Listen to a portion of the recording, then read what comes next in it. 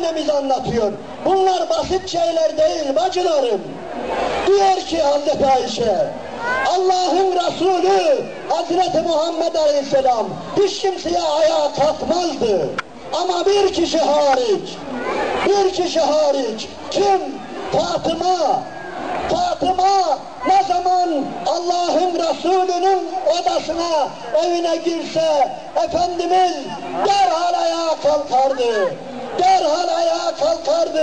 Ve hatta kapıya doğru varırdı, kucaklardı Fatıma'yı, öperdi, bir daha öperdi.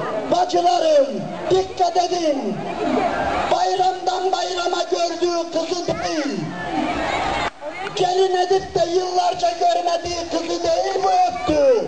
Her gün gördü Fatıma'sını, her gün öperdi. Ey kahpe dünya, ey zalim dünya, ey biricik çocuklarını, kız çocuklarını diri diri toprağa gömen dünya. Bakın işte Muhammed Aleyhisselam.